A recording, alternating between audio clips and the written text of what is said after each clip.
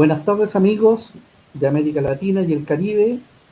Nos estamos encontrando en este encuentro, ¿cierto?, de diálogo, que es una invitación y también un camino, ¿cierto?, a nuestro congreso denominado COMLAC, para que se desarrollará en la ciudad de Panamá.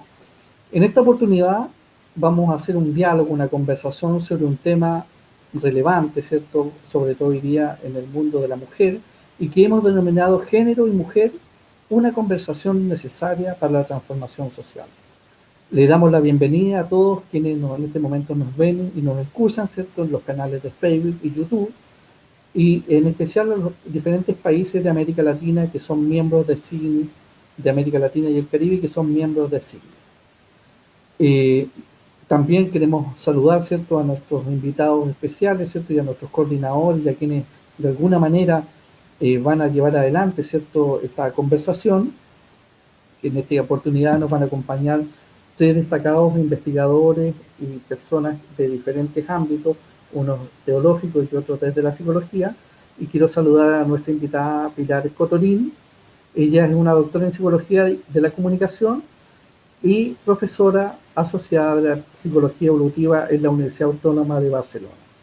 También a Consuelo Vélez, quien es doctora en teología de la Universidad Católica de Río de Janeiro.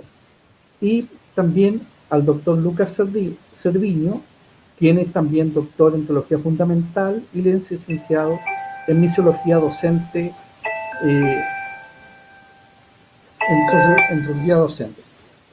En esta oportunidad, el tema que nos convoca, ¿cierto?, como ya lo anuncié, es este género mujer, una conversación necesaria, es un tema relevante, y para eso vamos a dar el tiempo a cada uno de ellos, para que puedan plantearnos su tesis, sus opiniones, ¿cierto?, y sus investigaciones de acuerdo a las temáticas que vamos a hablar. Vamos a tener una oportunidad de unos 20 minutos más o menos de conversación con cada uno de ellos, para dejar un momento también de preguntas. Queremos saludar también, no quiero dejar la oportunidad de pasar, quienes van a ser donde vamos a realizar el encuentro presencial, ¿cierto?, como es la Universidad Católica Santa María la Antigua de la ciudad de Panamá, quienes también son nuestros patrocinadores y colaboradores en este evento. Así que le damos la bienvenida a nuestros invitados para que entremos directamente a la conversación con ellos.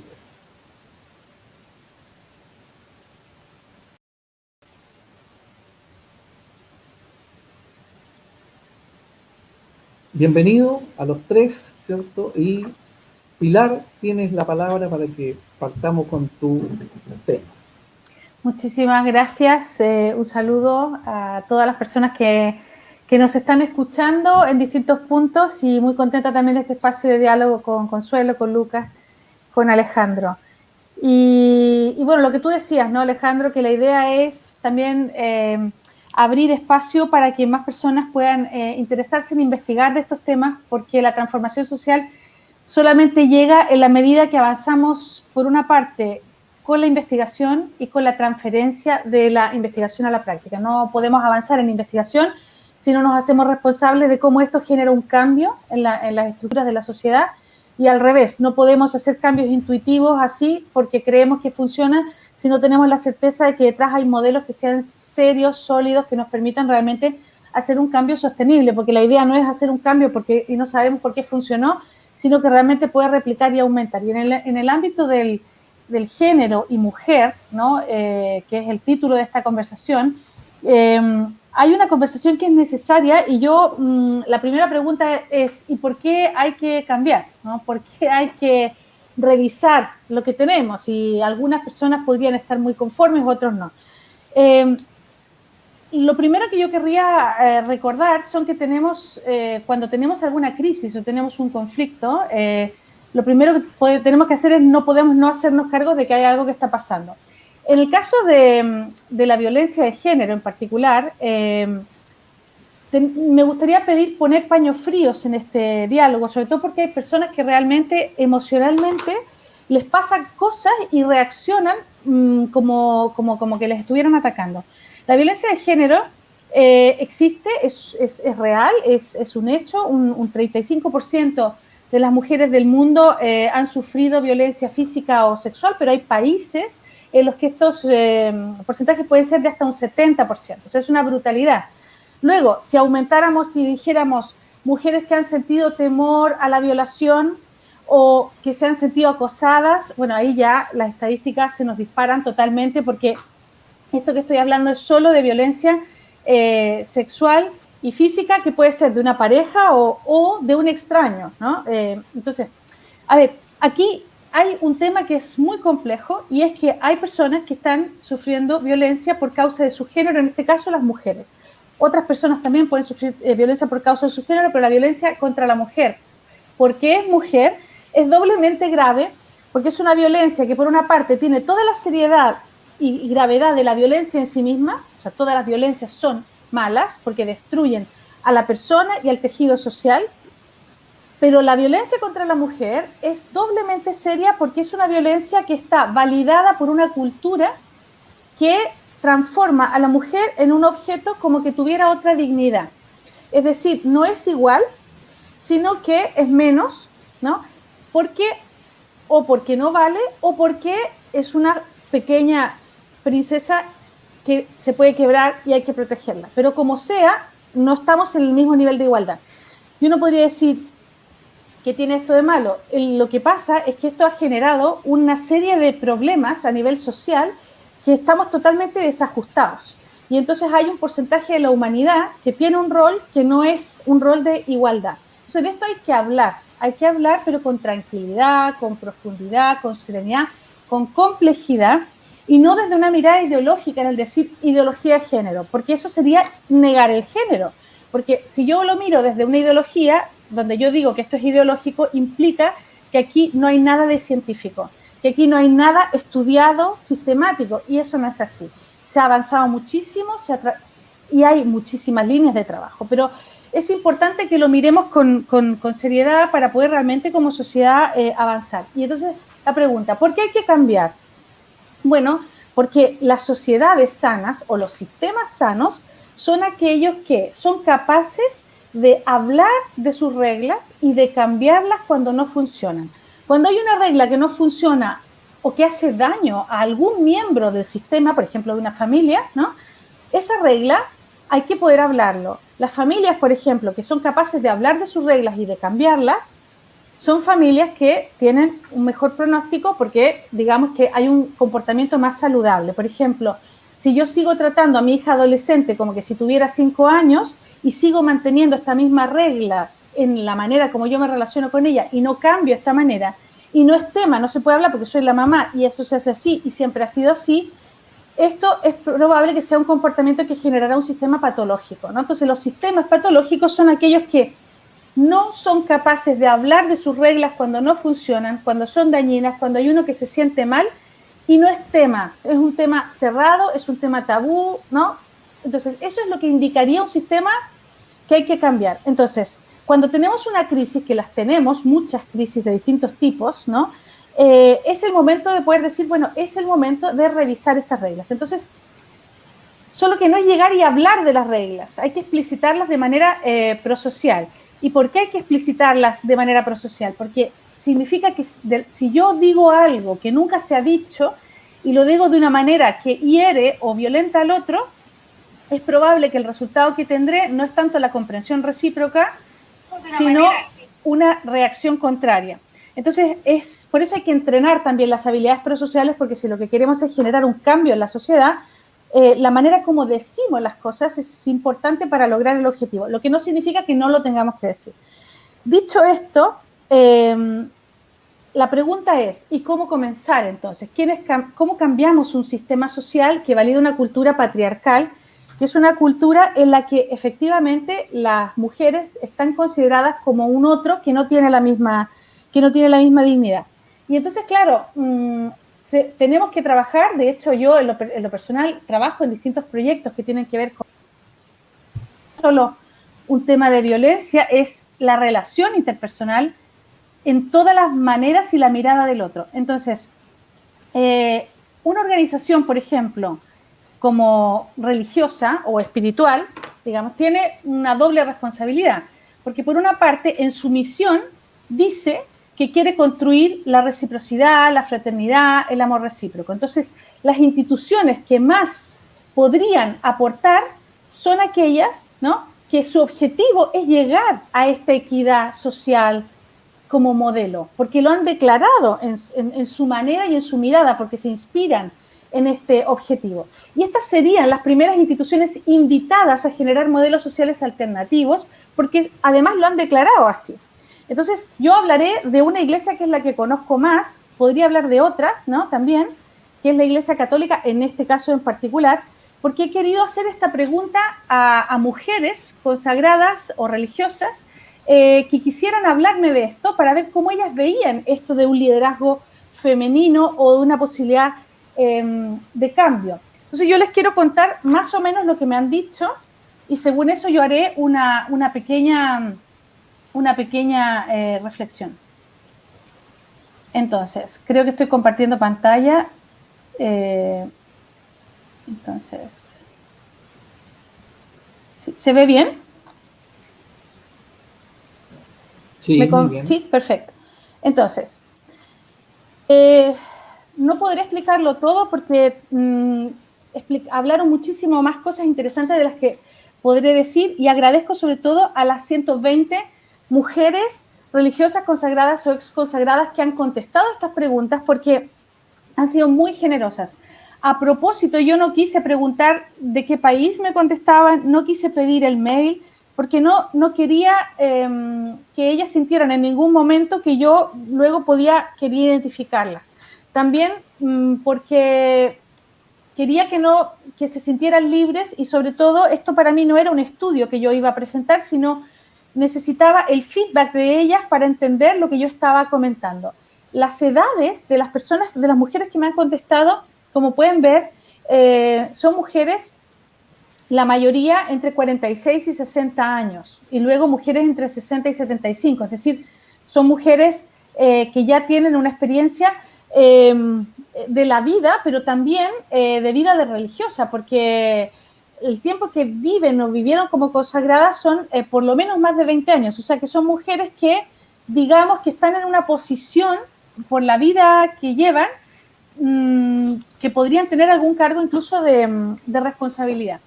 ¿Por qué he querido preguntar a mujeres consagradas? Porque tú podrías decir, sí, pero es que el mundo no es la Iglesia Católica, totalmente de acuerdo, pero es que si hay una organización que ha representado todos los valores del patriarcado, es precisamente la Iglesia Católica, porque es una organización netamente masculina, es una organización, sí, que bien tiene mujeres, pero las decisiones las toman hombres, y es una organización muy antigua, por lo tanto ha heredado todos los bienes y los males de la cultura en todas sus complejidades. Y una de estas herencias es precisamente esta mirada patriarcal de un montón de cosas.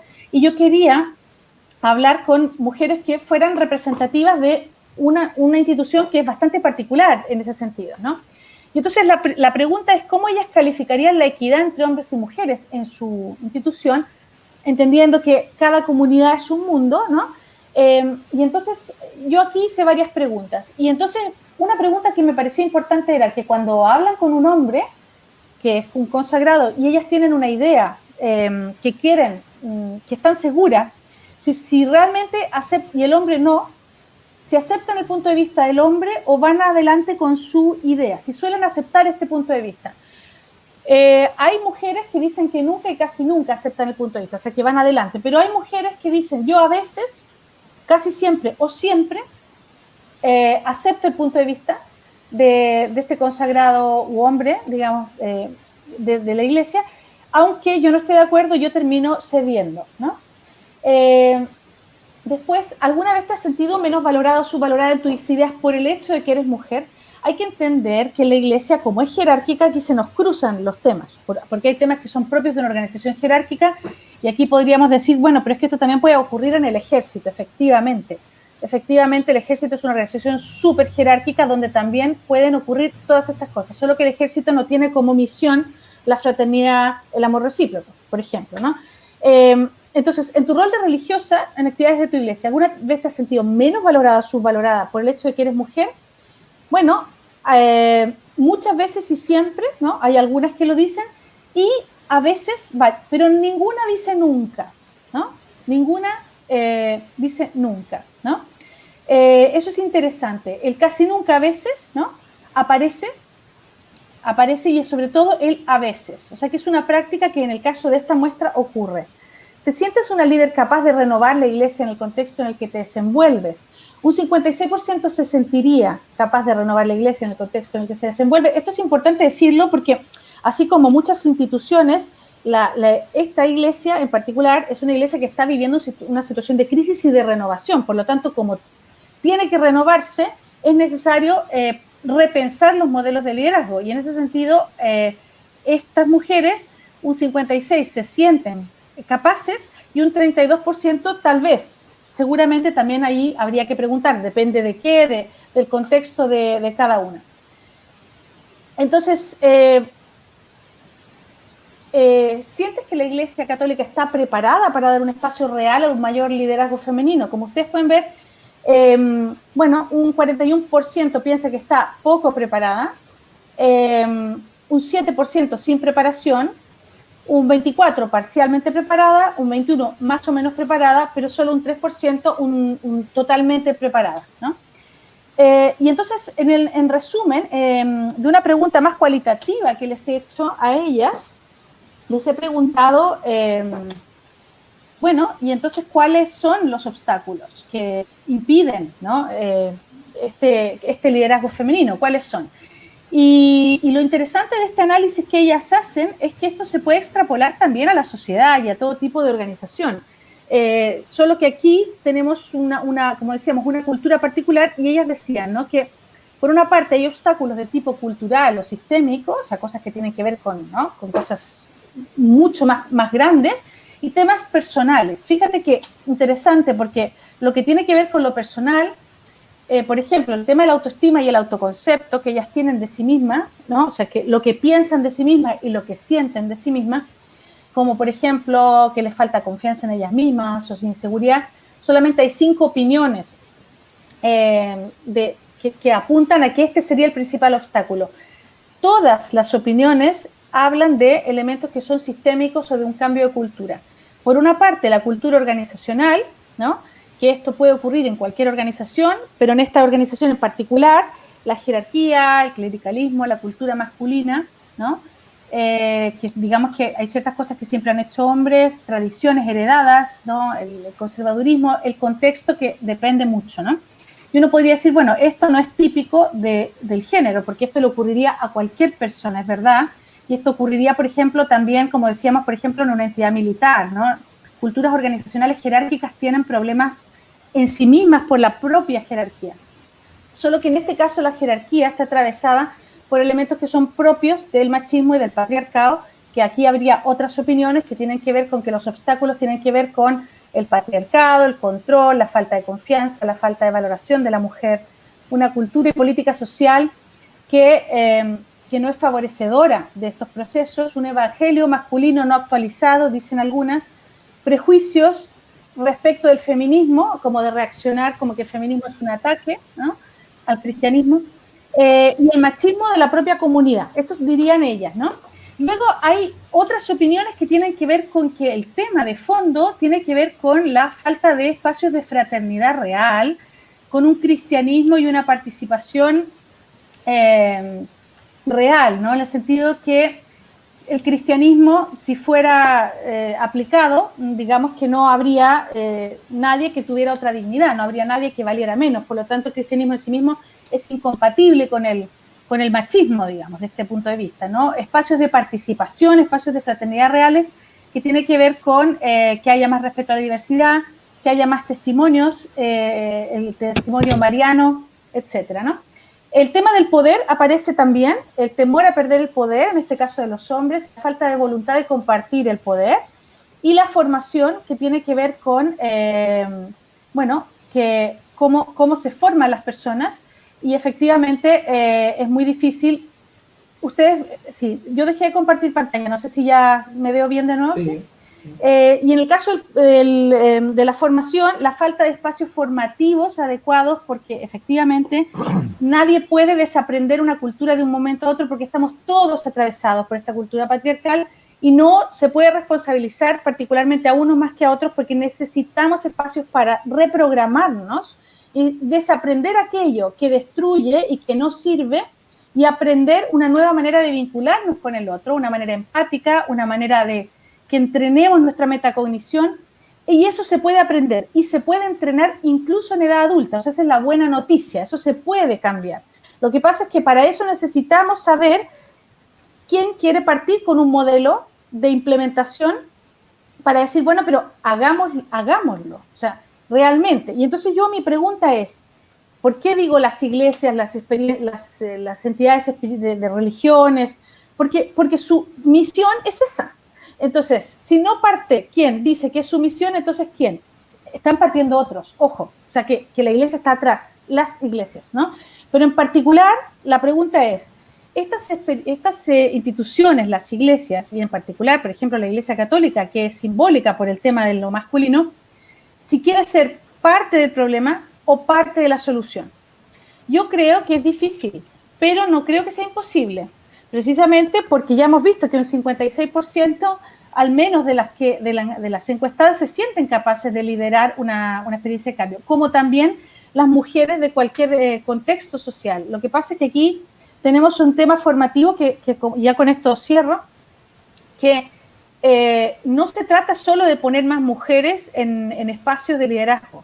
No es solo, este es el primer paso, que es importante porque tiene que haber representatividad, pero necesitamos mujeres con pensamiento femenino y hombres con pensamiento femenino, ¿no? Este es un tema de hombres y mujeres y necesitamos menos mujeres con pensamiento masculino, ¿no?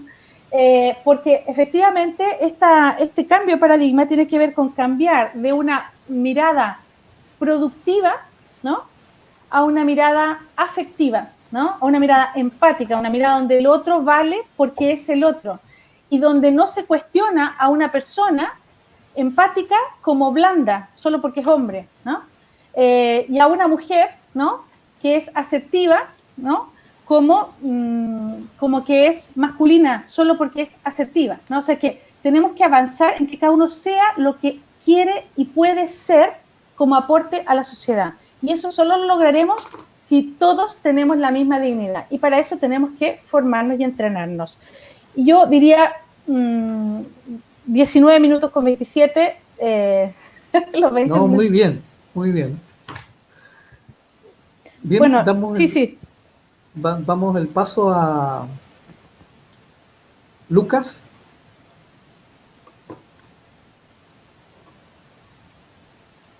Esta es otra mirada. Gracias Alejandro, gracias Pilar. Bien, sí, yo haré un abordaje más desde lo religioso y teológico, que es el ámbito en el cual me muevo. Yo quisiera empezar como con una formulación que sería algo así como el patriarcalismo, algo ya lo explicó Pilar claramente, genera clericalismo, ¿sí? Y el clericalismo es una expresión muy arraigada, fruto del patriarcalismo. Pero hoy en día podríamos decir también que el clericalismo mantiene y hace perdurar el patriarcalismo, que luego genera ambientes y espacios para el abuso, violencia de género, etcétera, ¿no? Podríamos decir que ese hijo del patriarcalismo hoy es el padre que fundamenta y da todavía y hace perdurar una cierta, no tan cierta, o sea, fuerte cultura patriarcalista. ¿Y esto por qué? Porque hay un fundamento, o sea, el clericalismo termina dando un fundamento religioso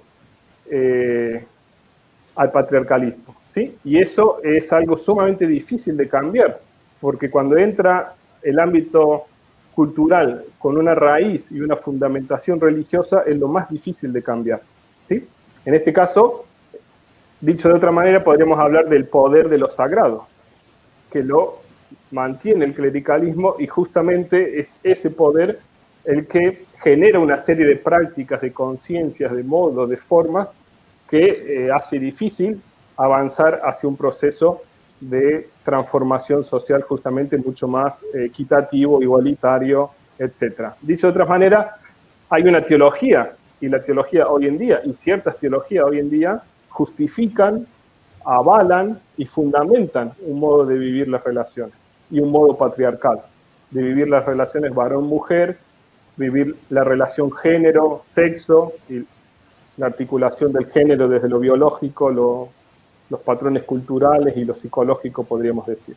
Eso como una premisa para decir por qué el elemento religioso no es simplemente un elemento confesional y solamente de los cristianos, sino que es un elemento cultural que termina configurando prácticas y modos. No por nada en el continente con mayor presencia de católicos y de cristianismo es donde se da mayor violencia de género. Ya es un elemento interesante, ¿no? Como para analizar. Visto desde la interculturalidad, en este caso lo femenino, me gustaría hacer un pequeño abordaje como segundo momento, dejando esa cuestión como fundante.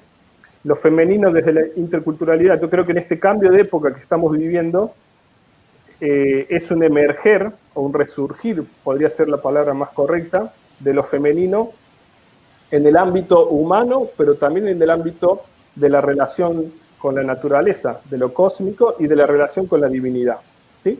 Por lo tanto, creo que ahí hay un gran desafío, visto desde la interculturalidad, de cómo se puede ir integrando lo femenino, algo lo decía Pilar hacia el final, lo femenino tiene que ser integrado por parte de la mujer de una manera renovada, y se viene haciendo con todo el movimiento feminista y toda la pluralidad y diversidad que la tiene, pero también es un ejercicio que tiene que hacer el varón de integrar lo femenino dentro de sí.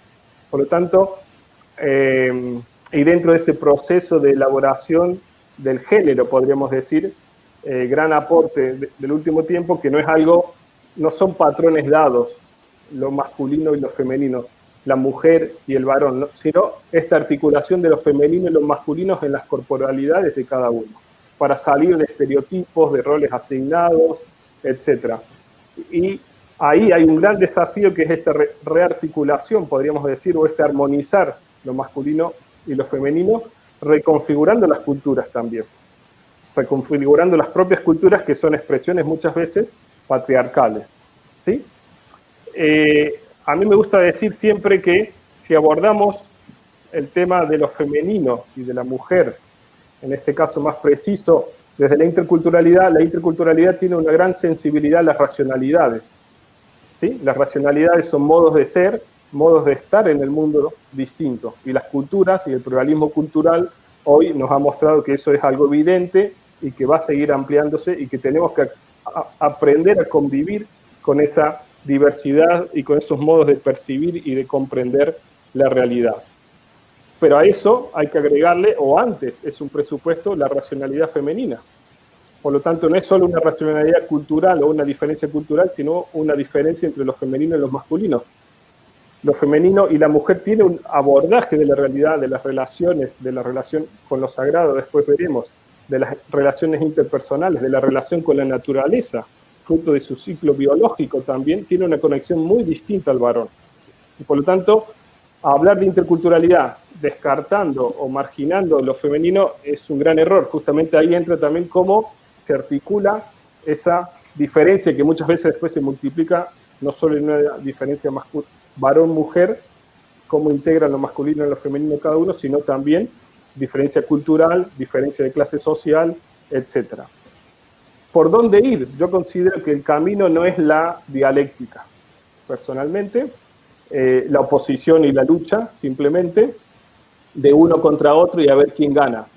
Boxing, boxeo, etcétera, ¿no? Donde siempre tiene que haber ganadores y perdedores. Sino la lógica que se nos invita, o a la cual estamos invitados a recorrer siempre más, varones y mujeres, es dialógica y de mutua fecundación, para ayudarnos a reintegrar en nosotros mismos y armonizar lo masculino y lo femenino cada uno, ¿sí? Porque la dialéctica es patriarcal, y si queremos salir de lo patriarcal tenemos que salir de lo dialéctico y abordar lo dialógico, ¿sí? No un dialógico, diríamos, naif, superficial, bonito y que no enfrenta los problemas. No, tampoco un dialógico light, suave, débil, que no eche raíces, o ahistórico, que no tiene presente todo lo que ha sucedido en la historia y cómo eso configura hoy en día las relaciones entre los varones y las mujeres. Tampoco un dialógico no colonial, que no, la colonia justamente, y la colonialidad es expresión de un modelo patriarcal, claramente. Por lo tanto, un dialógico que tiene en cuenta todo eso, que tiene en cuenta esa historia, pero aborda la situación buscando la reciprocidad y la mutua fecundación. Por lo tanto, un dialógico situado, con memoria y para la transformación de las relaciones interpersonales. Yo considero que justamente el gran desafío es gestar juntos una nueva relacionalidad, varones y mujeres, ¿sí? Colocar al centro las relaciones y la generatividad de una relacionalidad distinta, para ayudarnos a ser cada uno mejor, desde lo que somos y desde lo que tenemos y desde las opciones y las posibilidades, y desde ahí se puede generar una comunidad, como decía Pilar también, una comunidad alternativa. Claramente, el cristianismo tiene en su visión el reino de Dios y ser una comunidad alternativa que integra las diferencias, que integra a los excluidos, que integra, ese fue el sueño de Jesús que inauguró. A veces lo hemos perdido claramente en el camino, ¿no? Y nos volvemos comunidades que mantienen el statu quo, que mantienen y retroalimentan el patriarcalismo, justamente, ¿sí? ¿Por qué? Porque le dan una fundamentación religiosa que, como dije al principio, es la más difícil de cambiar. Dicho esto, otro paso más adelante que podríamos dar como punto de reflexión en este cambio de época y el tema de la espiritualidad, que es un tema también del convenio que ustedes tendrán más adelante. Yo creo que el cambio de época, entendido como ha dicho un autor español que usa la metamorfosis de lo sagrado, el cambio de época nos ha mostrado que las religiones no están desapareciendo, o lo religioso no está desapareciendo como se preveía en los años 60, 70, en la desaparición de las religiones, pero sí hay una metamorfosis de lo sagrado. ¿Qué significa? Hay una reconfiguración de lo sagrado. Lo sagrado perdura, se mantiene, pero las mediaciones para acceder a ese sagrado, para experimentar lo sagrado, están cambiando, y están cambiando rotundamente, y esas son las crisis de las religiones, ¿sí? Y uno de los índices o de los síntomas de ese cambio es el resurgir de una espiritualidad femenina, podríamos decir, o de lo femenino, justamente las mediaciones de experimentar lo sagrado. Podríamos decirlo en otros términos que hay una crisis de una religiosidad patriarcal que está dando espacio a una nueva espiritualidad en clave femenina. ¿Qué significa esto? Algunos puntos que me gustaría, más allá, y aquí estoy hablando más allá del ámbito también cristiano y demás. Este paso de una religiosidad patriarcal a una espiritualidad más bien enmarcada en lo femenino. La trascendencia, entendida como totalmente otro, una trascendencia fuera del espacio y del mundo, la relación con la trascendencia es sumamente racional y la transmisión de un conocimiento y de un dogma y de conceptos e ideas, eso es una religiosidad patriarcal, que el cristianismo ha sido expresión de eso en gran manera y todavía lo es. Y en la medida que no logre salir de eso, no se va a renovar y no va a conectar con esa nueva sensibilidad, ¿sí? Con una divinidad también de rasgos personalistas. Dicho esto, ¿por dónde va el anhelo de esa espiritualidad femenina? O esa búsqueda, o esa sed de espiritualidad femenina. Podríamos decir, con un término técnico, no es tanto una trascendencia o una experiencia de lo sagrado fuera de, sino una trascendencia en el mundo, ¿sí? Una trascendencia inmanente. Aquí nos puede venir a la mente toda la experiencia de los pueblos originarios, de los pueblos indígenas, de lo que se dice a veces de la Pachamama, etc., de la presencia del divino en la misma naturaleza, ¿sí? Por lo tanto, que impregna la realidad, las interrelaciones con la naturaleza, con los seres vivos, es toda la dimensión ecológica, de un divino que no está fuera, sino que está dentro de ese tejido de interrelaciones. De una espiritualidad que pone el acento en la cotidianidad impregnada de lo sagrado, y no de espacios sagrados y de espacios profanos, y lo sagrado asociado al templo y a lo litúrgico, algo muy remarcado por el clericalismo y el patriarcalismo, ¿sí? La pandemia ha sido un intento o ha sido una posibilidad, algunos dicen desaprovechada, considero que bastante, de justamente experimentar lo sagrado fuera de los marcos clericales y patriarcales, ¿sí? Y otro de los elementos de esta espiritualidad femenina es la centralidad de la experiencia, no de la racionalidad, sino de experimentar de manera integral esa presencia de lo sagrado, ¿sí? Con los sentidos, claramente. Y por ahí hay una búsqueda claramente, bueno, y un resurgir y una manera de cómo la espiritualidad y las espiritualidades tendrían que integrar esto.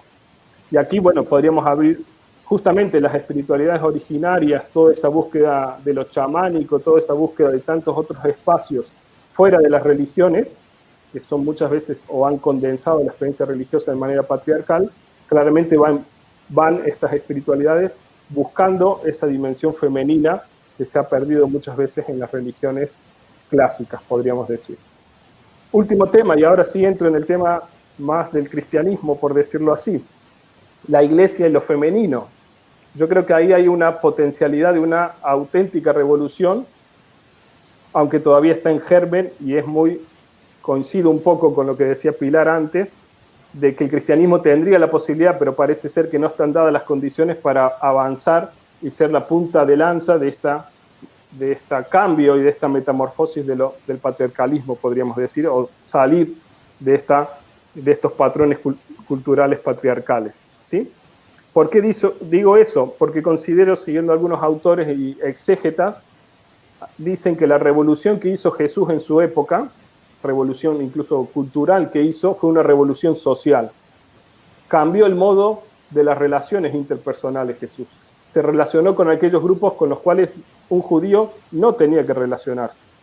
La mujer, los pecadores, los publicanos, etcétera, etcétera, etcétera. Y él pone de ejemplos, el buen samaritano, clarísimo, ejemplos que esa gente que era media sincrética o no eran judíos auténticos, el samaritano frente a el sacerdote o el levita, que eran la estirpe, son los que justamente se acercan a los excluidos, a los marginados. Y Jesús lo hizo esto claramente, por lo tanto hizo una revolución no tanto política, la expresión clásica de damos vuelta la tortilla, quitamos a unos para que entren otros, pero se mantiene la lógica, sino lo que hizo Jesús fue cambiar la lógica de las relaciones.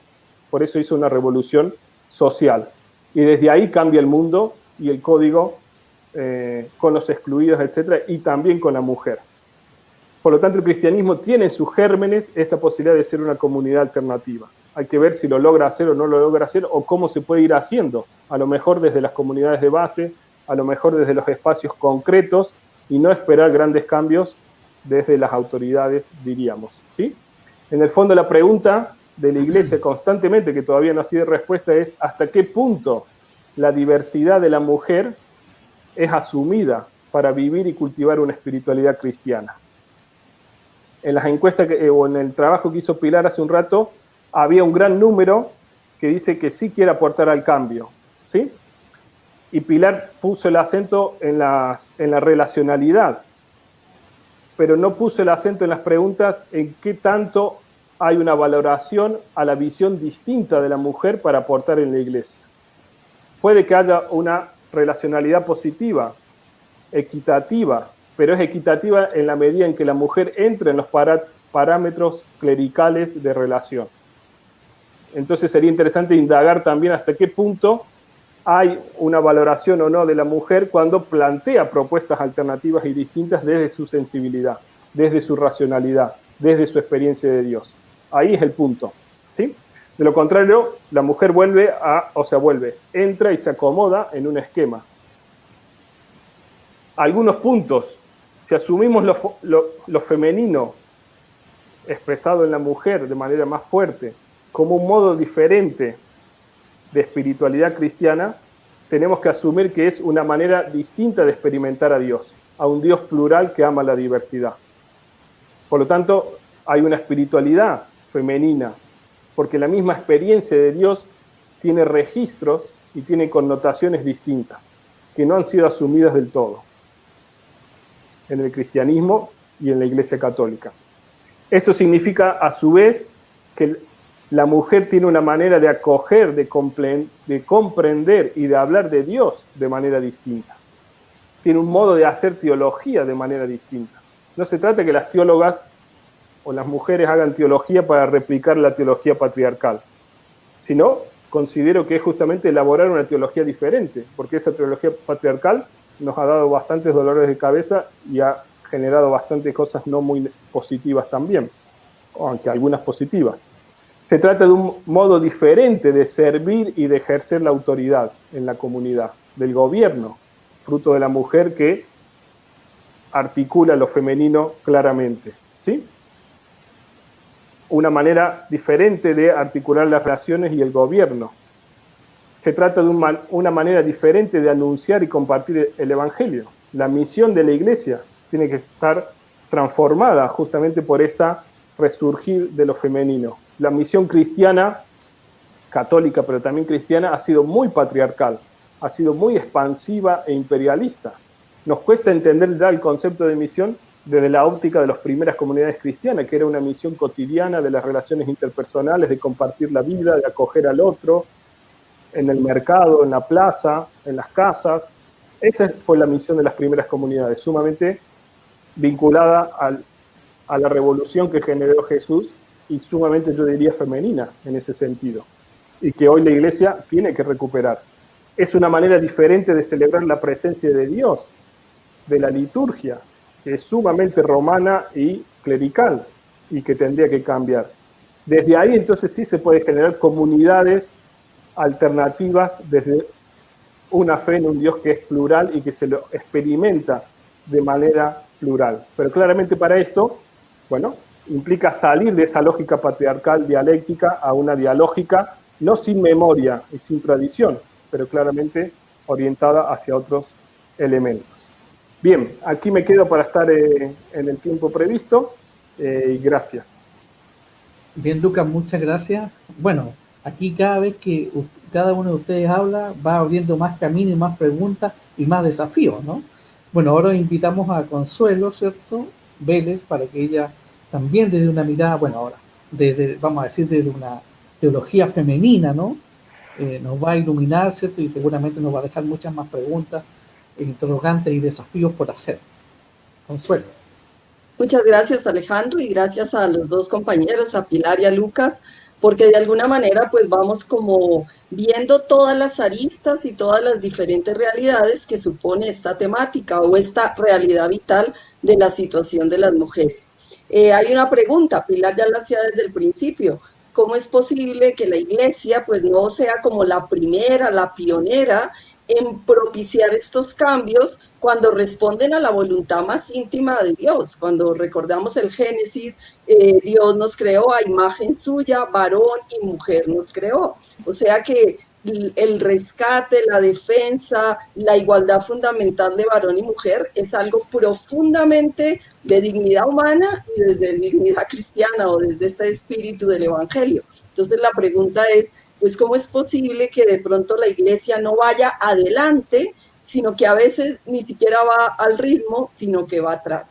Pero bueno, es porque los cambios tienen que hacerse desde muchas realidades. Lucas anotaba, tal vez desde las comunidades, tal vez desde, bueno, los cristianos que van tomando conciencia, y yo quiero remarcar, pues, desde la teología, o sea, cuál es como la reflexión teórica que está a la base de cualquier cambio, porque mire que los cambios se gestan, pues sí, en el movimiento popular, la gente protesta, pero estos cambios y estas realidades así ya concretas tienen unas teorías detrás.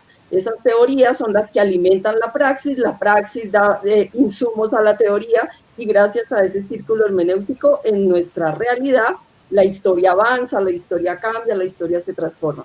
A nivel de esta experiencia de las iglesias, entonces la teología cumple este papel, ser capaz de hacer una reflexión crítica y preguntarse, ¿será que esta realidad social está alimentada, sostenida o cuestionada, interpelada por la experiencia religiosa? ¿Tiene algo que ver la experiencia religiosa en la situación que viven las mujeres hoy, de violencia sexual, de violencia psicológica, de violencia cultural, de todo este tipo de violencias, que la más visible tal vez es esa violencia sexual, pero hay esa violencia de la subordinación callada, del desprestigio cultural, de la no credibilidad en tantos espacios de decisión a lo que somos las mujeres? Entonces la teología es la que presta este servicio de esta reflexión crítica sobre las preguntas que lanza la realidad e intenta dar respuestas adecuadas. Ahora, no podemos hablar de una sola teología femenina, feminista, o sea, hay muchas teologías. Tenemos que acostumbrarnos también, así como hacemos con la teología tradicional. Uno no habla de la teología casi en general, uno habla de la teología de Rahner, de la teología de Congar, o sea, cada teólogo, cada teóloga también tiene sus diferentes énfasis y sus puntos de vista. Por eso sería lo ideal hablar de teologías que asumen esta realidad de la mujer y que se han ido desarrollando de diferentes maneras. De todas formas, por una manera metodológica nos toca como contextualizarla. Entonces, podríamos hablar en América Latina al menos como de 3 grandes momentos de la teología que se ocupa de la realidad de la mujer. Son, aunque han tenido su origen en momentos históricos diferentes, o sea, en décadas distintas, pero en realidad conviven, son simultáneas. En este momento, cada uno va donde va, o sea, cada quehacer teológico se casa como con una perspectiva y va desarrollando esa perspectiva. Pero por hacer esta metodología, digamos que en los años 70, en la década de los 70, muy casi de la mano con la teología de la liberación, se va tomando conciencia de esta realidad de la mujer como doblemente oprimida, doblemente, que sufre esa injusticia doble, no solo por los hechos sociales, sea de etnia, sea de condición socioeconómica, sea del lugar que ocupa en la sociedad, sino por el hecho de ser mujer, sufre una doble pobreza o una triple pobreza. Si, por ejemplo, es una mujer negra, es una mujer indígena, es pobre y es mujer. Entonces, la teología en un primer momento, sobre todo en América Latina, desprendiéndose de esta matriz de la teología de la liberación, parte de esta realidad doblemente o triplemente de opresión de las mujeres para preguntarse qué pasa con las mujeres a nivel de la revelación de Dios, cómo estamos respondiendo a esa realidad. En un primer momento, como que la toma de conciencia es qué invisibilizadas han estado las mujeres, e inclusive las mujeres bíblicas. Casi todos podemos hacer recuento, los que ya tenemos más años, ¿qué aprendimos en la historia sagrada? Hablar de Eva como la pecadora, María es lo contrario, es la mujer perfecta, pero casi no había mujeres, o de pronto la mujer de Lot, pero que se convierte en estatua de sal por curiosa. O sea, conocíamos como las mujeres que realmente no tenían mucho protagonismo, pero casi no nos hablaban de Judith, de Ruth, etcétera, de otras mujeres que marcaron también la historia sagrada. Entonces, ¿cuál es como el primer trabajo de esta teología que emerge como una teología de la mujer o de la feminidad? Pues es esta teología que quiere rescatar las mujeres en la Sagrada Escritura, quiere rescatar su protagonismo, pero en ese momento todavía pues se quiere ensalzar más que la mujer sí está presente en la historia sagrada, pero sin desligarla del papel que ella siempre ha ocupado. ¿Cuál es el paso que va a dar después, en la década más o menos de los 80, esta reflexión teológica sobre la mujer? Empezar a tener diálogo con los feminismos, o sea, ser capaz, como se dice popularmente, o de alguna manera la teología no es reflexión sobre Dios, es reflexión sobre la realidad, y por eso hay que tener un oído en la realidad, en el periódico, en la situación, y otro oído en la palabra de Dios. O sea, la teología es esta mediación entre estas dos realidades. Entonces, ¿qué hace esta teología que empezó a rescatar, a visibilizar a la mujer y a denunciar que es violentada? Esta teología empieza a escuchar también a los movimientos feministas y a darse cuenta que estos estereotipos de mujer y estos roles que se le atribuyen a la mujer no son tenidos en cuenta en el ámbito público. Entonces, esto es todo lo que Lucas, me parece, ha hecho mucho énfasis, cómo darle valor a toda esta manera como las mujeres tradicionalmente hemos desarrollado más, porque es lo que se nos ha permitido, esa posibilidad de ser madres en primera instancia, de ser tiernas, de ser cuidadosas, de ser intuitivas, porque es el espacio en donde hemos estado y donde hemos desarrollado todas las capacidades. Entonces, en un primer momento, estas teologías que se encargan de la mujer se llaman teología de la feminidad, teología que quiere decir, oiga, lo de la mujer es valioso, tiene que salir del ámbito privado para el ámbito público. Entonces, la sociedad y las iglesias deben valorar más todas estas características que tradicionalmente se han asignado a las mujeres y que sin lugar a dudas, por el lugar que se ha ocupado, como acabo de decir, la hemos desarrollado bastante. Pero ya en la década de los 90 empieza a haber como otra apertura en esta reflexión. ¿Y cuál es esa otra apertura? Que ya no solamente se le presta atención a los movimientos feministas que reclaman que lo privado es público, o sea que lo de la mujer tiene valor, sino que también se asume una de las categorías que ha servido mucho a los feminismos para desarrollarse, y es la categoría de género. La categoría de género es la que nos hace la pregunta, ¿qué es lo que hoy todavía nos tiene como con ese nerviosismo y que por eso para muchas instancias eclesiales y sociales la titulan de ideología de género? ¿Por qué la llaman así? Porque es que la categoría género sí hace una pregunta que nos desinstala profundamente. Y esa pregunta es, ¿en verdad hay una esencia masculina y una esencia femenina? ¿En verdad somos tan distintos? ¿En verdad nuestra realidad es binaria, donde las mujeres tenemos que poner unas cosas y los hombres tienen que poner otras? Entonces, esta categoría de género hace esta pregunta fundamental y entonces nos desinstala, y las búsquedas desde entonces hasta ahora van por esa realidad de decir, miren, parece que lo esencial cada vez es menos, lo cultural es más. Entonces, ya Pilar anunciaba algunas cosas, o sea, ¿por qué cuando la mujer es asertiva, es que esta tiene categorías, parece un hombre y es que ya tiene como una personalidad varonil? O al revés, si un hombre sabe cocinar, entonces, este hombre parece que está tierno, tan femenino. La pregunta que lanza la teología feminista que asume la categoría de género es, realmente no tenemos que partir de una relacionalidad, por supuesto, pero desde lo que cada mujer y cada varón es por el hecho de ser persona, con un montón de roles, disposiciones, capacidades que son distintas, porque cada ser humano es distinto y según la cultura también desarrollamos una manera de ser. Hasta la corporeidad nos condiciona. No es lo mismo ser bajito que ser alto. Cuando tú eres alto parece que te comes el mundo. Cuando eres bajito parece que te toca decir, oiga, aquí estoy, míreme. O sea, todo nos condiciona. Entonces, sin lugar a dudas, cada persona somos distintas, tenemos una manera de ser muy particular y peculiar, pero todo eso que somos es lo que tenemos que poner en juego para construir una sociedad que sea realmente igualitaria, equitativa, pero equitativa no solo varones y mujeres, sino equitativa porque no todas las personas tenemos los mismos dones o las mismas capacidades. Entonces, ¿cómo podemos partir de instrumentos que nos ayuden a todos a podernos desarrollar plenamente? Entonces, la teología feminista que asume la categoría de género intenta trabajar por una teología que mire a las mujeres y los varones como personas integrales, que somos capaces de desarrollar todas las potencialidades y que somos capaces de construir sociedades más incluyentes, más equitativas, más igualitarias.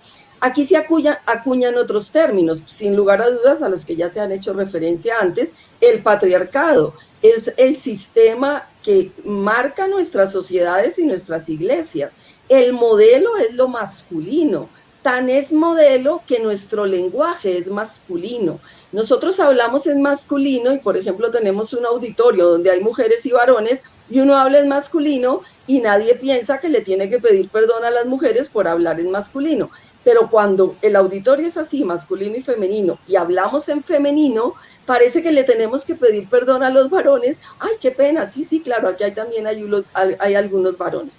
El lenguaje crea realidad, el lenguaje marca y condiciona nuestra manera de aproximarnos al mundo y de entenderlo. Entonces, uno de los datos claros que esta teología feminista de género denuncia es ¿cuál es el lenguaje que usamos?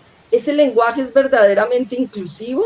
O sea, podemos usar el lenguaje femenino y el masculino y no pasa nada, o sea, nos entendemos, no vamos a ofender a nadie, sino que en un grupo plural podríamos hablar en femenino o en masculino. Lo mismo pasa con la imagen de Dios.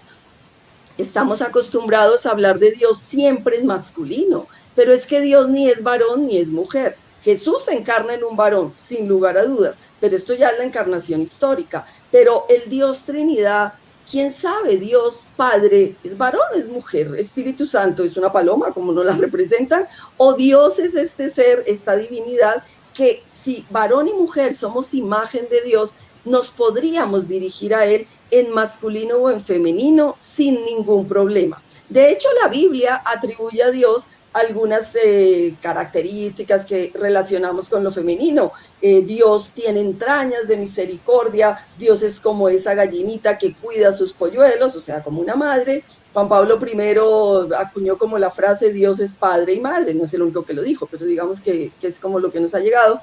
Empezamos a emplear un lenguaje un poquito más plural para referirnos a Dios, pero eso todavía nos cuesta. No es tan fácil uno dirigirse en femenino a Dios y que la gente no se escandalice. Hay una teóloga, Elizabeth Johnson, que tiene justamente un libro sobre la Trinidad, la que es, en vez de decir el que es, Dios, yo soy el que soy, es la que es, o sea, en femenino. Pero bueno, esta es una realidad del lenguaje inclusivo. La otra realidad es lo del patriarcado. Elizabeth Schussler, una biblista que vive en Norteamérica, acuñó otra palabra que le llama quiriarcado. ¿En qué sentido la acuña? Para hacernos caer en cuenta que si patriarca se refiere como al patrón masculino, el quiriarcado se refiere al señor. Pero lo que ella nos hace caer en cuenta es que ese poder se puede ejercer por varones y mujeres, o sea, podemos ser señor y señora de todos los que están por abajo. O sea, es una estructura configurada en masculino y en un poderío del patriarca o del señor que es ejercido por mujeres y varones. Y pues lógicamente oprime a los que están por debajo. Entonces ahí viene la pregunta. ¿Cómo hacemos para cuestionar estas estructuras quiriarcales? Y como creo que ya decía Pilar, no es suficiente con que mujeres ocupen puestos de responsabilidad, porque si lo hacen en las estructuras quiriarcales, solamente están reproduciendo el modelo patriarcal, quiriarcal, y mantiene la sociedad como siempre ha sido. Por eso la formación es tan importante para descolonizar nuestra mente y sobre todo para liberarnos, empezando por las mismas mujeres, de esta colonización quiriarcal y patriarcal que nos impide darnos cuenta de cómo nuestra realidad está tan configurada en el patriarcalismo, en el quiriarcalismo, y por eso nuestra sociedad no es equitativa y las mujeres no tienen el reconocimiento, la dignidad y todo el valor que deberían tener en sociedades verdaderamente igualitarias. Entonces las teologías feministas, unas ponen más énfasis en el feminismo de la igualdad, o sea, reivindicar los derechos y decir, oiga, liberémonos un poquito eso de que las mujeres somos de tal manera y los hombres de tal otra.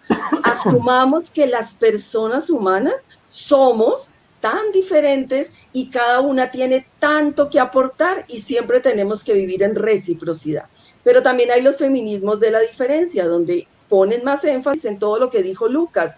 O sea, ¿cómo hacemos para que todo esto que se ha atribuido a las mujeres se reconoce más? ¿Cómo hacemos para vivir una teología más simbólica, más tierna, más cotidiana, más intuitiva? Eso se nos ha atribuido a las mujeres, pero eso es de los seres humanos. Pero ¿cómo hacemos para que eso también sea valioso? A veces cuando escuchamos una charla, y si la persona habla como de lo intuitivo, de lo cotidiano, ¡ay, eso no es teología! Y cuando habla de frases bien raras y nombra muchos autores muy pesados, ¡ay, eso sí es teología! O sea, entonces, ¿cómo hacemos para reconocer esas diferentes teologías, esas diferentes hermenéuticas? Todas son necesarias porque cada una aporta como una dimensión distinta que nos enriquece como personas. Bueno, en estas teologías, sea de la feminidad, sea feminista con la categoría de género, que son como los tres grandes momentos de este desarrollo teológico, no es exclusiva de la Iglesia Católica. Esta teología, como todas las teologías contextuales, tienen como la gracia y la novedad de que han sido teologías más ecuménicas. Realmente es fruto de casi todas las iglesias cristianas donde se han desarrollado estas teologías y donde se ha encontrado esta colaboración.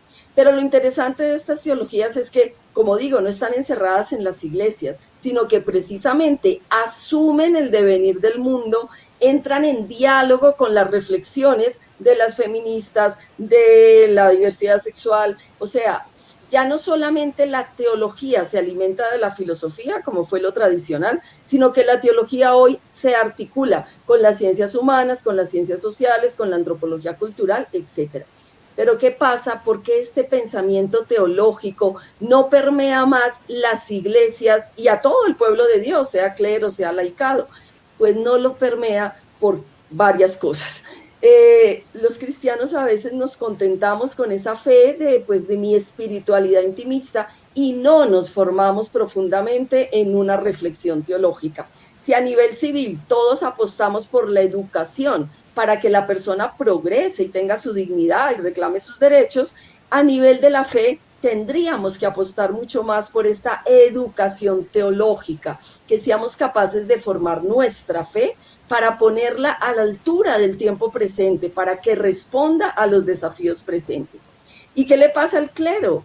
Pues que el clero también tiene que ser capaz de formarse con estas teologías contextuales. Pero como ahí está la estructura patriarcal, le es muy difícil, y la estructura clerical de la que hablaba Lucas, es muy difícil que el clero voltee la mirada a estas teologías contextuales y crea que le pueden enseñar algo. Si revisamos los planes de los seminarios, todavía es muy incipiente alguna clase de teología que tome en cuenta estas teologías contextuales.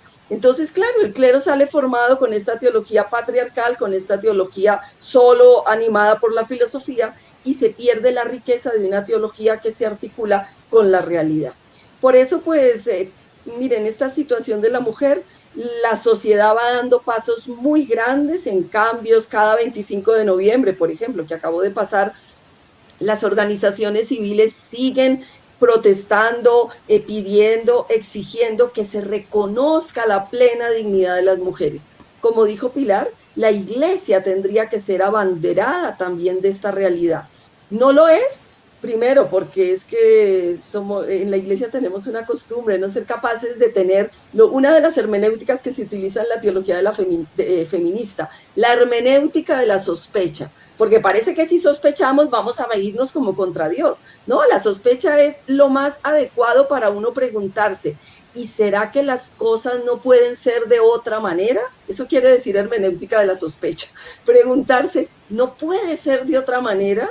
Nuestra iglesia no puede ser de otra manera, y que sea testimonio de una iglesia inclusiva donde mujeres y varones y todas las diversidades sexuales, que ya es otro tema que no lo podemos abarcar acá porque sería demasiado, toda la diversidad sexual, que todos seamos realmente iguales en dignidad y en participación a todos los niveles. Eso es atreverse a soñar con una iglesia que no es un imaginario. Fue esta iglesia al estilo de Jesús, que ya Lucas decía, esta primera comunidad cristiana donde varones y mujeres participaron mucho más plenamente en condiciones de igualdad, pero que por la lógica del paso de la historia, del acomodo a las sociedades patriarcales, fue perdiendo el lugar y el valor las mujeres. Pues bueno, hoy estamos todavía en esta posibilidad o en esta exigencia de divulgar mucho más estos desarrollos de las teologías feministas, ecofeministas, de la feminidad, que alimenten a todo el pueblo de Dios. Y todo el pueblo de Dios es jerarquía y es laicado y es vida religiosa, que nos alimenten más para poder de verdad contribuir a esta urgencia inaplazable de que la mujer deje ese lugar subordinado, secundario y sobre todo víctima de tanta violencia sexual, psicológica, física, cultural, religiosa, y pueda vivir la plenitud a la que fue llamada desde su creación. Varón y mujer los creó a imagen y semejanza de Dios. Muchísimas gracias, y pues nos abrimos al diálogo que Alejandro parece que nos va a coordinar. Gracias. Muy bien, gracias Consuelo. No, excelente, muy bien. Oye, bueno, quería hacer un paréntesis también para motivar, porque este encuentro en el cual estamos en este momento, la idea es motivar, ¿cierto?, a investigadores jóvenes y otros, ¿no?, ya profesionales que tengan experiencia, ¿cierto?, no tantas, en animarse a hacer trabajos de investigación en esta línea de género y mujer. Hay muchas miradas que pueden ser abordadas desde esta perspectiva, entonces estamos invitando, la idea de este encuentro precisamente es para eso, para motivarlos a hacer esta investigación, análisis estadístico, como ustedes lo quieran presentar, en la línea de la que ustedes pueden encontrar en nuestra página web del COMLAC, donde están las diferentes temáticas y otras, no solamente de género, pero es interesante que ustedes se incorporen y hagan sus aportes desde el área académica. Oye, yo quería sacarlo un poquito antes de ver si hay preguntas de la audiencia, por ahí vi alguna. Hemos hablado desde la iglesia, hemos hablado de la teología, pero quería llevarlos a los medios de comunicación, quería llevarlos a la educación. ¿Cómo visualizan esto desde su experiencia, por ejemplo, Pilar, desde su área académica? Porque los medios hoy día, ¿cierto?, son un referente cultural muy importante, donde está presente todo esto que en parte nosotros hemos hablado.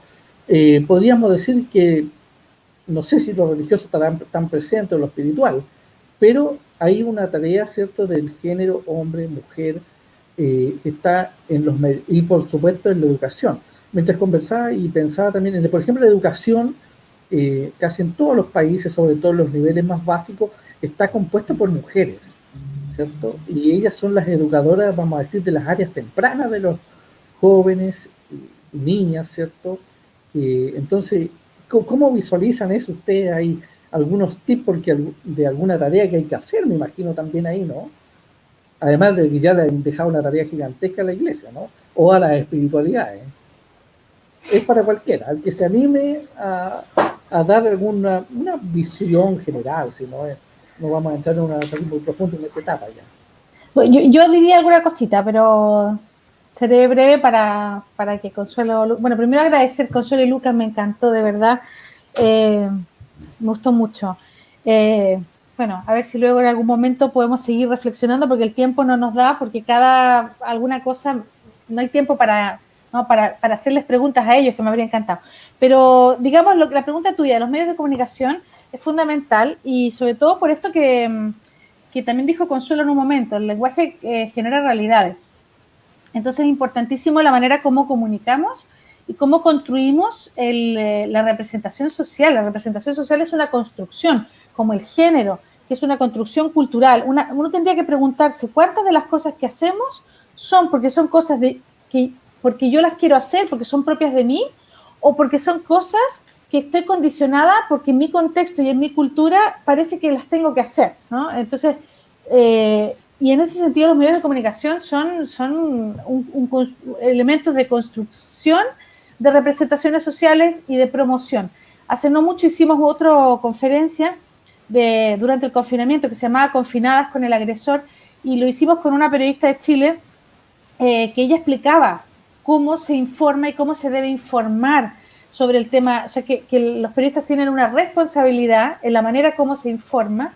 No es solo decir, bueno, mira, ¿no?, el título, o sea, tenemos un deber también de educación en ese sentido. Y también los publicistas, también los escritores, los cineastas, los guiones, o sea, todo tiene que ver. O sea, porque todo eso es lo que te va abriendo la cabeza y tú vas viendo. Por ejemplo, ahora hay una novela de un amigo de Barcelona que la va a sacar luego, que logró escribir, entrevistando a muchas mujeres que han vivido violencia, una historia de horror, porque es una novela pesadilla, pero que te hace entender que no es llegar y decir qué tonta, que por qué no lo deja. No es así, no es tan fácil. Hay que entender desde dentro que las mujeres que viven en situación de violencia están en una telaraña y han entrado en esa telaraña porque hay un todo que las ha hecho entender que la violencia no existía porque no la vieron, porque estaba normalizada. Entonces, los medios de comunicación, las escuelas, por supuesto, es súper importante. Todos los primeros noviazgos ocurren en época escolar.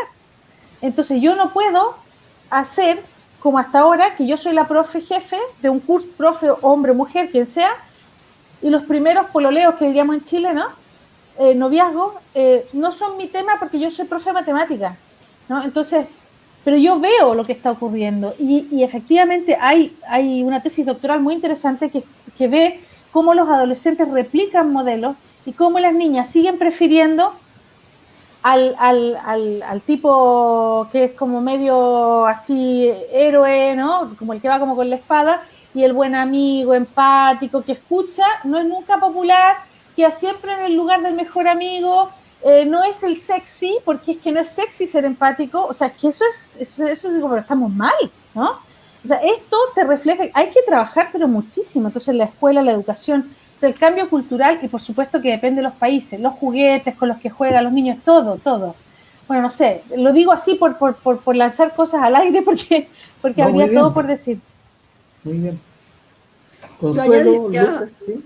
añadiría de cara a lo de la escuela, que tantas profesoras que son mujeres, esto nos muestra lo lejos que estamos de una conciencia que ya algunas personas tienen a que realmente haya esa transformación en todas las mujeres. Entonces, pues, ¿por qué nuestra sociedad sigue siendo patriarcal? Porque madres, profesoras, mantienen esta conciencia patriarcal y por eso las estructuras no cambian.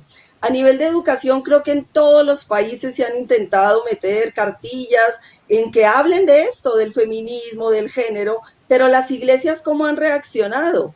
Tildándolas de ideología de género y no permitiendo ningún diálogo. Sin lugar a dudas, si la iglesia se abriera y entrara en diálogo, tal vez la cartilla se podría matizar en alguna palabrita o que al niño se le enseñe no a los 5 años, sino a los 10, por decir algo, alguna temática. Pero es muy distinto estar abierto a con la sociedad, ir construyendo lo que es real en la sociedad. Porque es que el problema no es que haya cartillas o no haya cartillas, es que los niños de 8 años ya te están preguntando, ¿y yo me puedo casar con un varón? ¿Y yo me puedo casar con una mujer? O sea, esas son preguntas que hacen los niños con cartillas o sin cartillas. Entonces, ¿cómo hacer para que la iglesia realmente contribuya a estas transformaciones sociales? Y miren que este tema de la mujer, lo que pasa es que ahorita hablamos de la mujer, pero podríamos hablar de cualquier realidad. Nos cuesta reconocer que hemos vivido en esta ingenuidad. Entonces uno defiende, y creo que Pilar decía, hay personas que les incomoda este tema, que cuando se pone como que se ponen nerviosas. Y yo siento eso, o sea, hay muchas mujeres que dicen, no, pero yo nunca me he sentido excluida, pero yo no necesito el lenguaje femenino, pero a mí siempre me han tratado bien. Sí y no, lo que pasa es que la inconsciencia es muy grande y no quieren reconocer que en verdad muchas veces han sido manipuladas, subordinadas, etc. En la medida que uno se mete en estos temas y relee su historia, se da cuenta de todos los atropellos que uno efectivamente ha sufrido, sino que uno, como decía Pilar, creo, o sea, las mujeres entran a esa telaraña de relaciones, pero es que no son conscientes porque es lo que vieron en su mamá, en su abuela, en su bisabuela, en sus amigas. Es muy difícil que uno reconozca, oiga, yo también he sido agredida, yo no me he hecho valorar, vamos a cambiar. Entonces creo que eso le pasa a las profesoras de los niños, que lo primero tendría que ser esa conversión de cada una, ese cambio, ese darse cuenta de las opresiones que sufren para poder hacer una educación que cambie estos imaginarios patriarcales. Pero la iglesia, que está tan empeñada en la educación, no quiere abrir la puerta a pensar estos temas. Es que no quiere, eso ya lo demoniza de entrada. Y mientras no abra la puerta, pues no va a construir efectivamente con esta realidad. Quiere mantener el patrón patriarcal defendiendo a la mujer. Por favor, sean tiernos con ella, sean educados. Y entonces uno ve a todos los padres y a todos los hombres tan educados con uno, porque son educados realmente. O sea, uno dice, uy, qué gentil. Pero eso no quiere decir que hayan entendido la violencia contra las mujeres y la estructura patriarcal. Entonces, el trabajo es muy grande, Alejandro. Ese es el problema. ¿Cómo hacemos para abrir la puerta de la iglesia y que sea capaz de dialogar a fondo estas preguntas tan hondas que tiene nuestra sociedad actual? Muy bien, Consuelo. ¿Qué hacer? Yo diría, pero no lo puedo decir en público, ¿no? Lucas, Sí, ¿algún ¿no? comentario a lo que hemos conversado? Agregaría un poco a lo que han dicho.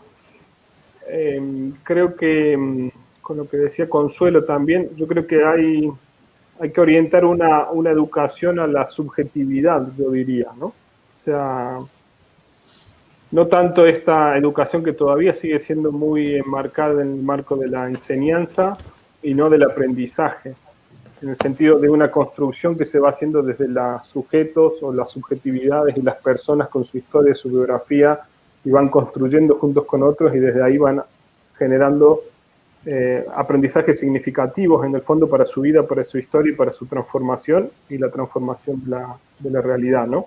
Todavía hay mucha educación de transmisión de conocimiento, transmisión de cosas, en las ciencias, en la religión, en todos los ámbitos, ¿no? Y entonces creo que eso es necesario, pero demasiado marcado en ese paradigma, todavía sigue siendo un paradigma que no ayuda a replantear, a ir rearticulando, como decíamos, la relacionalidad entre varones y mujeres con toda esa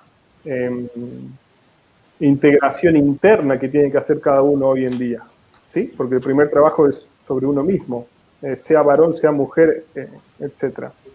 En ese sentido, creo que una educación que potencie, y cuando digo educación pienso incluso en la iglesia, en tantos ámbitos también, incluso catequesis, etcétera, que potencie las inteligencias múltiples, ¿no? Y cómo cada persona aprende desde ciertas inteligencias que le permiten comprender la realidad, porque ahí hay una gran diversidad, y no es que lo artístico o la sensibilidad de ciertas cosas es de la mujer y lo otro del varón, sino inteligencias que dependen de la constitución de cada uno, y cada uno aprende la realidad y la desarrolla desde esos ámbitos, sin excluir los otros, porque tiene que enriquecerse con los otros.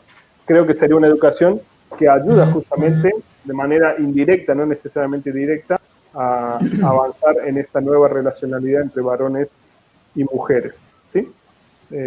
Yo agregaría eso para no repetir otras cosas que ya se han dicho. ¿Puedo acotar una cosita, Por favor, Alejandro? Pilar. Dale, No, dale. que ganamos todos como sociedad si logramos estos cambios. O sea, ganamos todos, no ganan solo las mujeres. Precisamente porque una sociedad que supera este modelo, digamos, patriarcal, nos permite entender que hay otras maneras de desarrollarnos como personas, y un poco rescatando también lo que decía Consuelo, no tengo que ser algo porque me toca, sino que puedo descubrir qué quiero ser porque yo como persona tengo este potencial, sea hombre, mujer o por pensar ahora en estas categorías, ¿no? Digamos, de hombre y mujer. Pero entonces, si superamos la idea del modelo que es posesivo, que es agresivo, que es competitivo, que busca la producción, que los resultados, si superamos este modelo, nos liberamos todos como sociedad, porque en el fondo nos abrimos a generar una sociedad que se centra en los procesos, que se centra en el diálogo, en la participación, en el respeto de la diversidad, en una cultura inclusiva. Pero eso, si miramos el modelo de discusión en un parlamento, uno tendría que preguntarse, ¿por qué ser político automáticamente implica medio asesinarse verbalmente? No es ese el estilo político que nadie quiere, ¿no?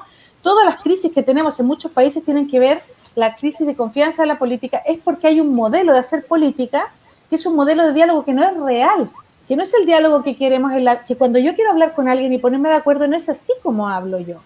Entonces, esto de gritarse, ¿no? Se va replicando, y entonces en ese sentido realmente ganamos todo, nos liberamos de modelos culturales que no sirven para poder entrar en una inteligencia intrapersonal, o sea, yo conmigo mismo, interpersonal, ¿no? Grupal y social, que genera sociedades con relaciones de confianza, personas empáticas, con una mirada positiva del entorno, donde me hago cargo del otro desde lo que es el otro, no por lo que tiene que ser. Y eso es posible de hacer. Entonces yo quisiera decir que hay muchas profesoras que no pareciera ser que todas las maestras no, lo hacen mal, ¿no? Pero efectivamente aquí ha habido un problema, y es que tenemos por una parte pocos hombres en educación primaria, que eso es un desequilibrio muy poco deseable porque no está bien, deberíamos poder todos hacer estos trabajos de manera equitativa, y yo he visto muchas profesoras que están trabajando súper bien, pero incluso las profesoras que están trabajando con esta mirada se encuentran o profesores hombres que tienen esta mirada participativa, que trabajan emociones, luego tienen las quejas de las familias, ¿no? Esto no va a generar rendimiento, esto, ¿no? O sea, por eso es un problema, ¿no? Pero yo creo que si generamos modelos sociales que nos permitan mostrar que es posible, ¿no? Al final la gente entenderá no solo que es mejor, sino que se sienten mejor, es más sano. Es un sistema, o sea, la mirada feminista es una mirada equitativa, por lo tanto es más sana. El machismo no tiene que ver con salud. Muy bien. Oye, me llega una pregunta aquí, no sé si quién de ustedes se animará a responderla, ¿no? Es porque es una pregunta como grande, ¿no?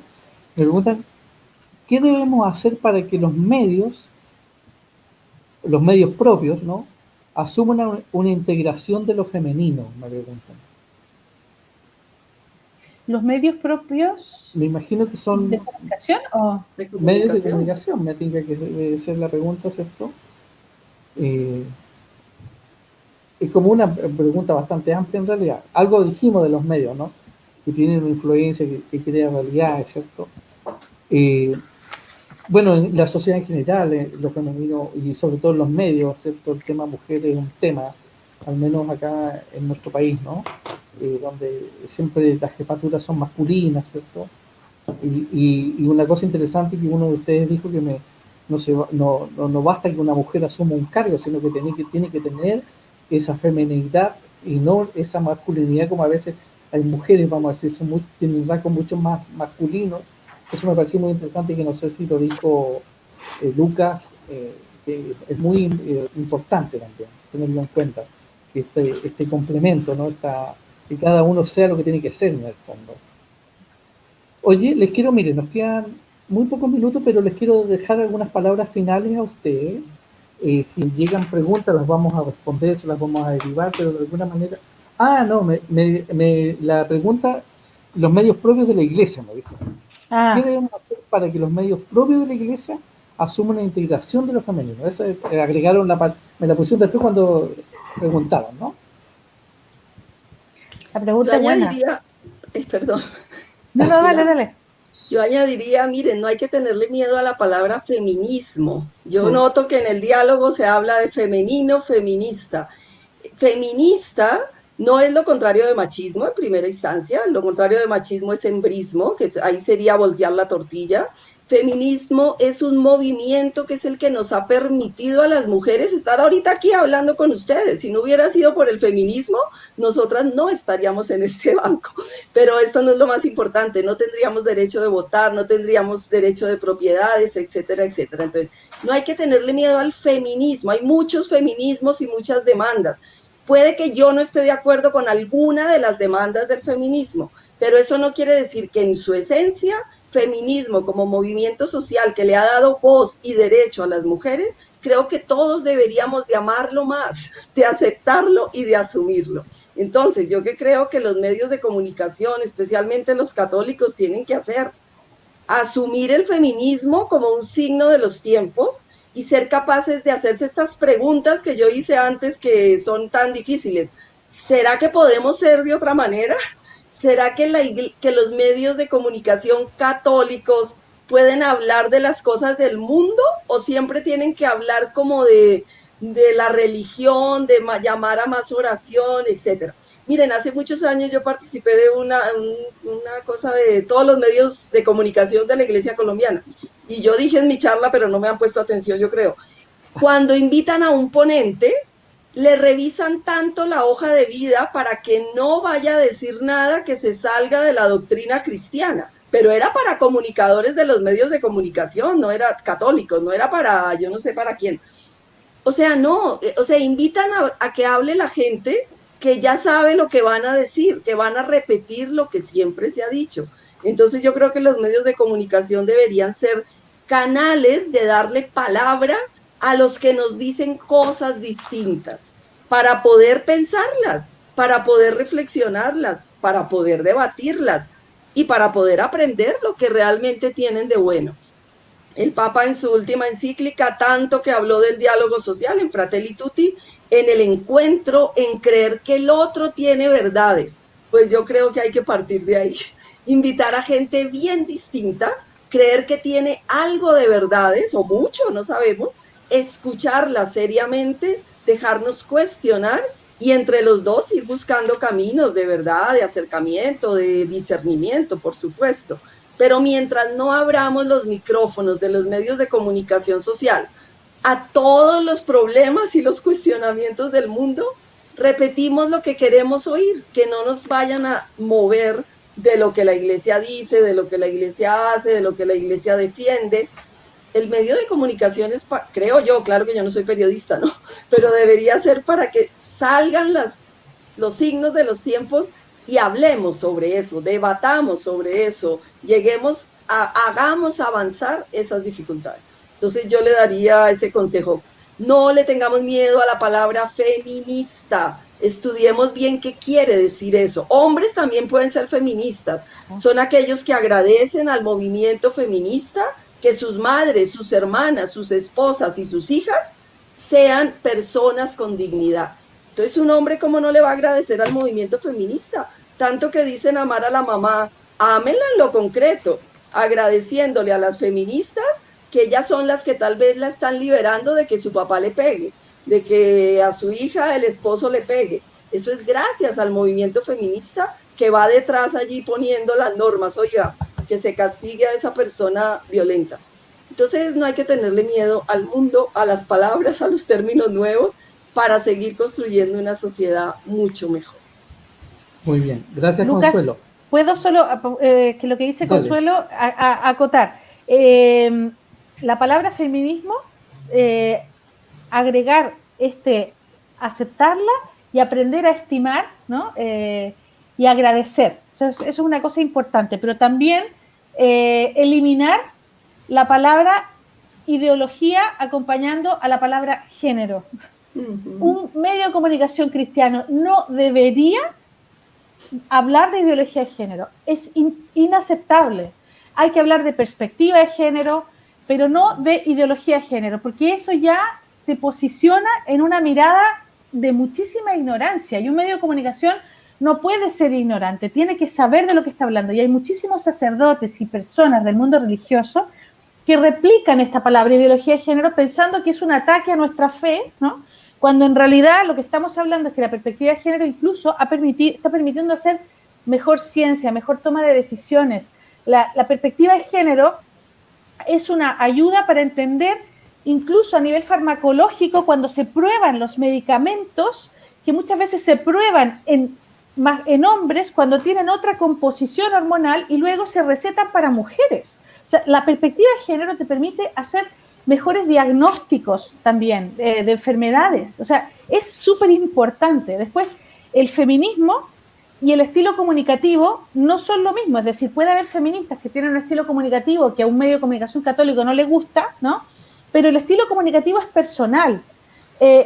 La idea es lo que tenemos que separar. Entonces yo no puedo atacar al feminismo porque hay unas personas que tienen un estilo comunicativo que a lo mejor no me gusta. Por lo tanto, no perder miedo a los temas, a los entrevistados, poder entrevistar, porque el periodista que es cristiano debería ser el primero en amar concretamente, porque es más empático, porque sabe escuchar, porque sabe ponerse en el lugar del otro y no tiene miedo de hacer esta experiencia dialógica que decía Lucas. Un periodista en un medio de comunicación cristiano debería ser el mejor entrevistador de cualquier tema y perder el miedo a los temas, entre comillas, incómodos. O sea, dialogar de verdad con la cultura. Muy bien. Bien, pues. Oye, agregaría un solo punto a todo lo que han dicho, que lo comparto. Por favor, Lucas.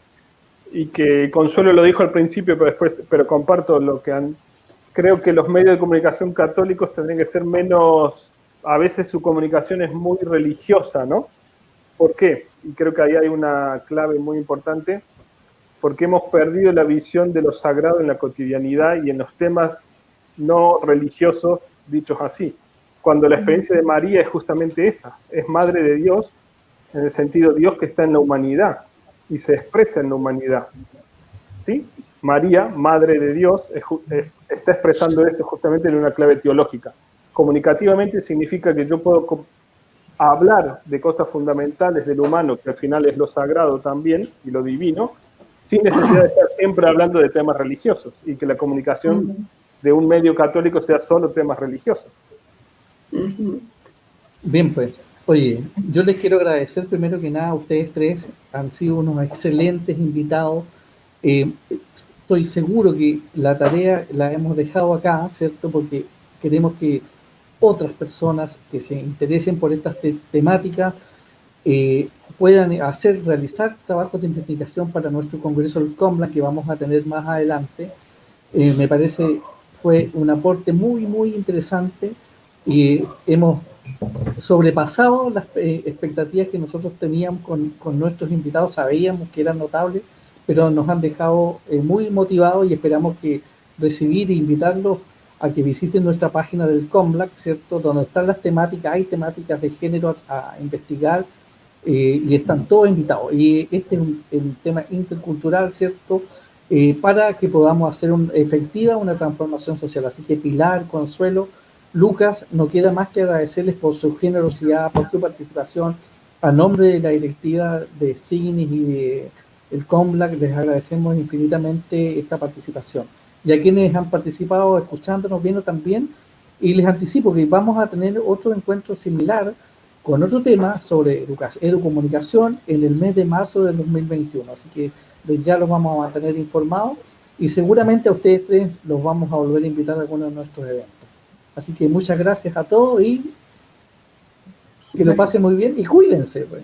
Muchas gracias igualmente. Gracias, muchas gracias. Y un gusto estar con Lucas y Pilar y con Alejandro. Igualmente. Gracias. Sí, Gracias. muy bien. Gracias, adiós.